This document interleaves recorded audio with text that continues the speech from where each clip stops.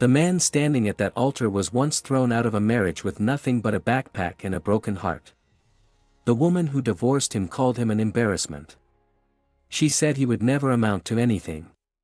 She was right. For exactly 11 months. Then everything changed. And when it did, she came looking for him.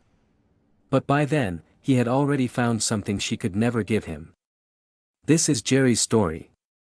And it starts with the worst day of his life. It was a Tuesday morning when Vicki slid the divorce papers across the kitchen table like they were nothing. Like they were a grocery list. Like 3 years of marriage meant absolutely nothing at all. Jerry stared at them. His hands were still wet from washing the breakfast dishes, the breakfast he had cooked for her, like he did every single morning without fail. Eggs the way she liked. Toast, lightly done. Coffee, 2 sugars, Vicki, he said quietly. What is this? She didn't look at him. She was touching up her lipstick in the small mirror she kept in her purse. You know what it is, Jerry. Don't make this harder than it needs to be. I don't know what it is, he said. Because 3 days ago you told me you loved me. So help me understand. She snapped her purse shut and finally looked at him. And the look on her face, it wasn't guilt. It wasn't sadness. It was something worse. It was boredom. Jerry, I've been trying to tell you this for a long time. I need more. I need someone who's going somewhere. You deliver food for a living. You cook in other people's kitchens. That's not a life I want to keep living. Jerry set down the dish towel slowly. I'm building something, Vicki. You know that. Caldwell Kitchen is a dream, she cut him off. It's a dream that pays nothing and goes nowhere. Jerry, I'm 30 years old. I don't have time to wait for a dream. He looked at her for a long moment. Is there someone else? She paused. Just half a second too long. Sign the papers, Jerry. He signed them that night. Not because he stopped loving her. But because in that half second of silence, he got his answer. Her silence told him everything her words had been hiding for months. His name was Marcus. Jerry found out later, the way you always find out, from someone who assumed he already knew. A mutual friend who mentioned seeing them at a restaurant together. Months before the divorce. Months before Vicki had the courage to slide those papers across the table, Marcus was everything Vicki said Jerry wasn't. He drove a sleek car. He wore watches that cost more than Jerry's monthly rent. He posted photos from places Jerry had only ever seen on his phone screen. And Vicki, standing beside him in those photos, looked like she had finally arrived somewhere she'd always been trying to get to. Jerry moved into a small studio apartment on the east side of the city. 1,200 square feet. A bathroom that fogged up every time he showered. A window that looked directly into the brick wall of the building next door. He sat on the edge of his new bed that first night, in the dark, and he didn't cry. He just sat there, very still, and breathed. Then he got up. And he cooked. It was the only thing that had ever made complete sense to him. When Jerry cooked, everything else went quiet. The hurt went quiet. The embarrassment went quiet. The memory of Vicki's bored face went quiet. There was just heat and smell and the simple honest act of turning raw things into something good. He started taking every catering job he could find. Office parties. Birthday dinners. Corporate lunches where nobody really tasted the food but everybody came back to compliment it. He worked nights. He worked weekends. He saved every coin that wasn't going to rent. His phone became his office. His tiny kitchen became his laboratory. He started a small page online, Caldwell Kitchen, and posted photos of his food. Not fancy photos. Just real ones. Honest ones. A slow-braised lamb that had been in the pot for 6 hours. A handmade pasta that looked simple but took 3 attempts to perfect. People started following. Then sharing. Then calling. He didn't have time to think about Vicki. Most days, some nights, when the apartment got very quiet, he would think about what she said. That he was going nowhere. That he was nothing. And on those nights, instead of letting it break him, he let it fuel him. He would get up at 4 in the morning and cook something new. Just to prove to himself, not to her, to himself, that he still had something to give. 9 months after the divorce, a woman named Diana called Caldwell Kitchen. She was looking for a caterer for her father's private birthday dinner. 40 guests. High end. She had been referred by someone whose office party Jerry had catered 2 months earlier. She was direct on the phone. Professional. She asked the right questions, not just about the menu, but about how he handled dietary restrictions, how he managed timing, whether he could work with a small serving team. Jerry answered everything clearly. She booked him on the spot. He showed up to the venue 3 hours early, the way he always did. He set up quietly, ran through every dish twice in his head, and made sure every single plate would come out perfect. He was checking the sauce, a slow-roasted garlic and herb reduction that had been his mother's recipe, when the kitchen door opened and a woman walked in. She wasn't dressed like someone checking on the catering. She was dressed like someone who had just gotten tired of the living room and started walking. She stopped inside the kitchen doorway and stood there, eyes closed, head slightly tilted. "That smell," she said. "What is that?"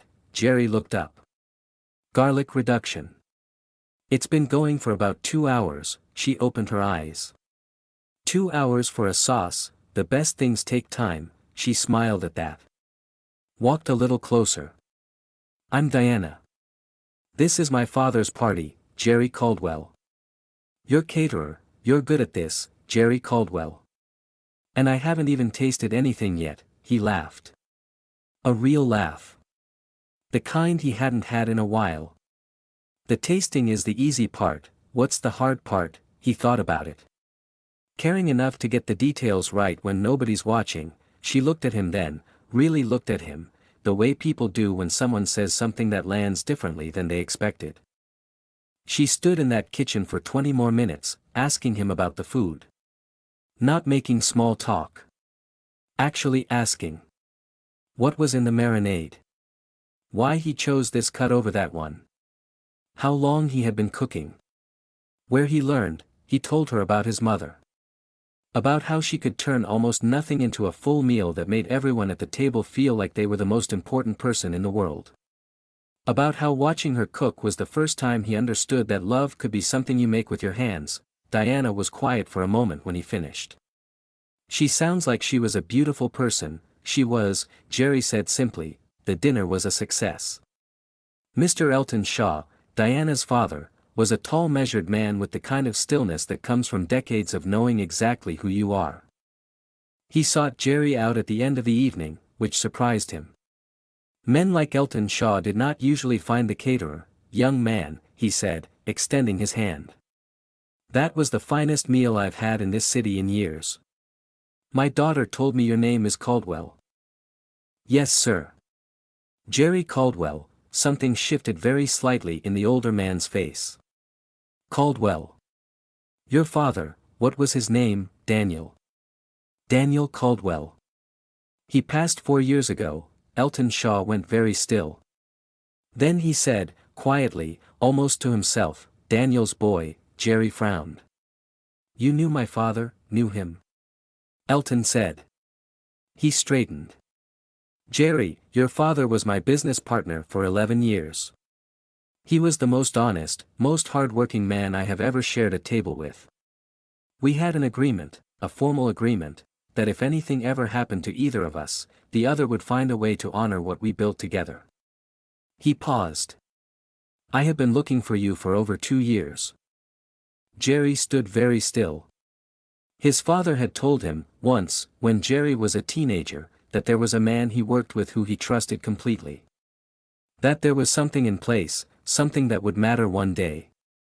Jerry had filed it away as one of those things fathers say. Something vague and distant that never quite becomes real. It was becoming real now. "I don't understand," Jerry said carefully. "I think," Elton Shaw said, "that we need to sit down and talk properly. Not tonight. But soon, 3 weeks later, Jerry sat across from Elton Shaw in his office, a quiet serious room full of books and natural light, and listened as the older man laid out what his father had built. A share in what was now Shaw Caldwell Holdings, sitting dormant for 4 years, waiting for the right heir to come forward. Waiting, as it turned out, for a man who had been delivering food across a city, slowly and quietly building something of his own. "I want to be honest with you, sir," Jerry said when Elton finished. "I don't want to walk into something I haven't earned. Whatever my father built, I want to prove I'm worth it before I claim any of it." Elton looked at him for a long silent moment. Then he said, "Your father used to say almost exactly that. Word for word." He leaned forward.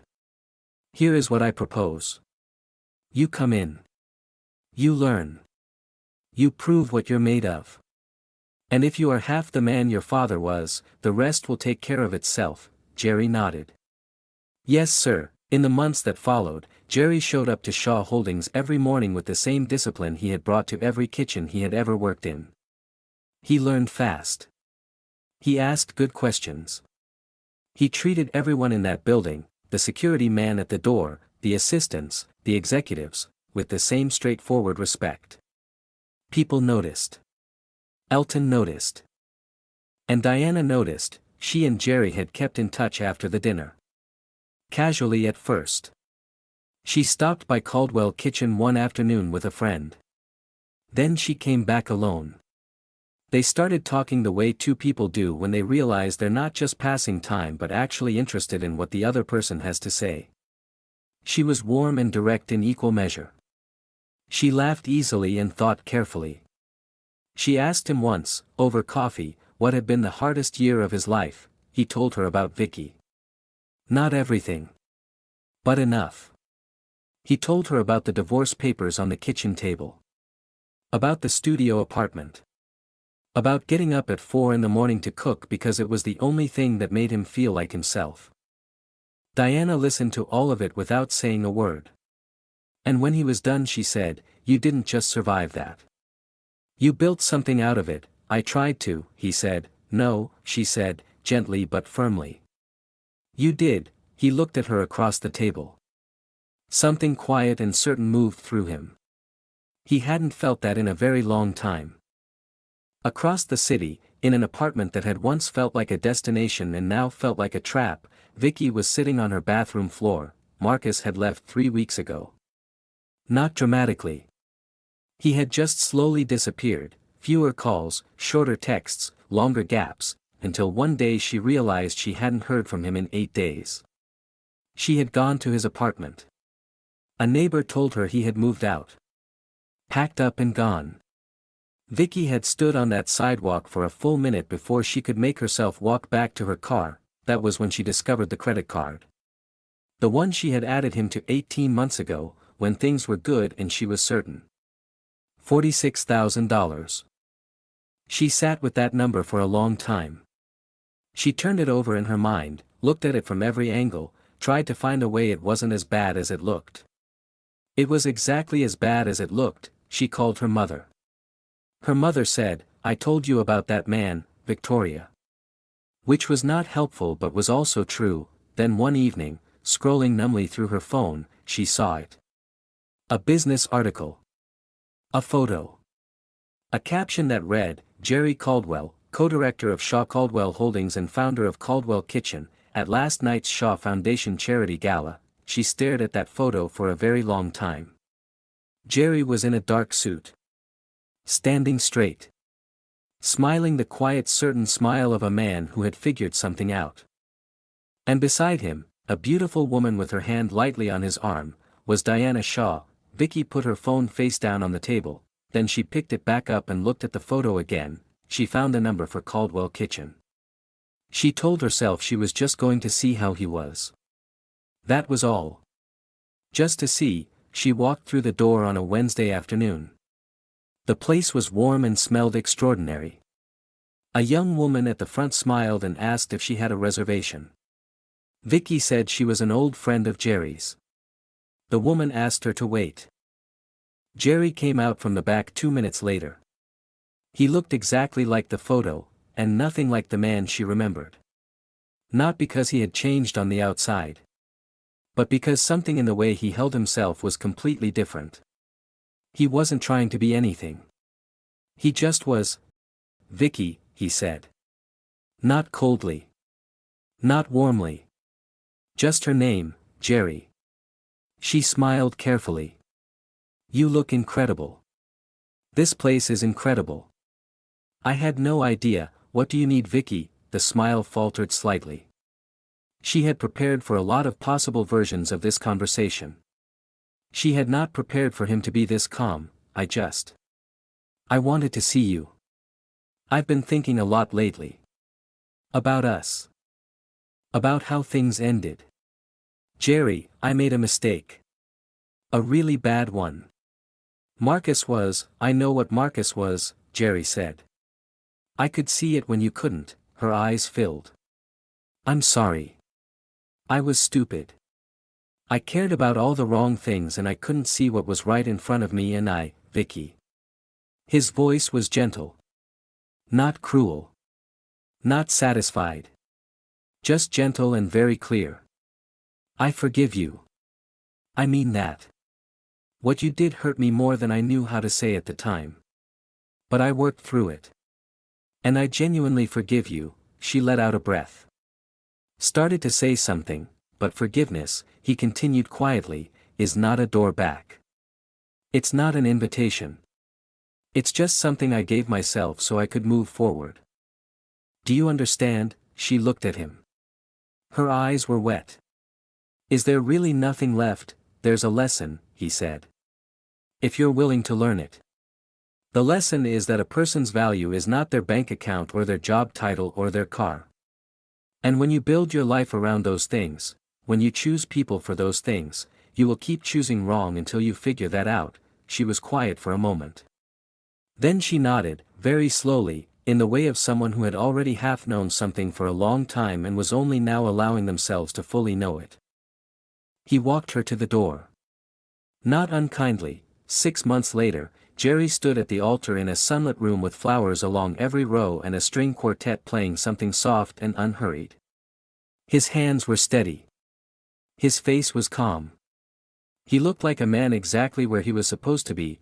Diana walked toward him in a simple white dress, and the look on her face was the look of someone who had found not just a person but a home. Her father sat in the front row, nodding slowly, eyes bright. In the very last row, almost at the back, sat Vicki. Nobody had invited her. Nobody turned her away. She had come because she needed to see it for herself. And as she watched Jerry reach out and take Diana's hands at the altar, the expression on her face was not anger. It was not bitterness.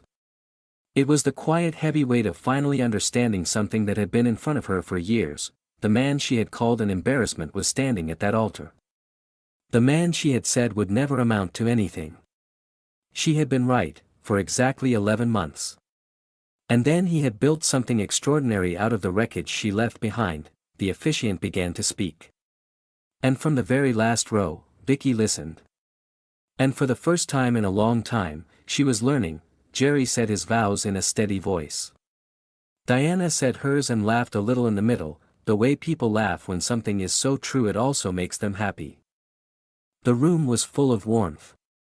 Full of people who had watched Jerry work and grow and show up every single day. The rings were exchanged. The officiant smiled. Some people only recognize your worth after they have lost you. By then, you have already been found. Jerry had not set out to prove anyone wrong. He had simply refused to let anyone else decide what he was worth. He had gotten up at 4 in the morning when the world was dark and quiet, and he had made something beautiful with his hands, the way his mother had taught him. He had been kind when he had every reason to be bitter. He had been patient when the easier thing would have been to give up, and in the end, the right person found him, not at his highest moment, not after the success or the suit or the title, but in a kitchen, covered in the smell of a slow garlic reduction, telling the truth about his mother and what it means to care about the details when no one is watching. That is the thing about real worth. It doesn't announce itself. It doesn't beg to be seen. It simply keeps showing up, day after day, until the right eyes find it. and when they do, nothing in the world can take it away.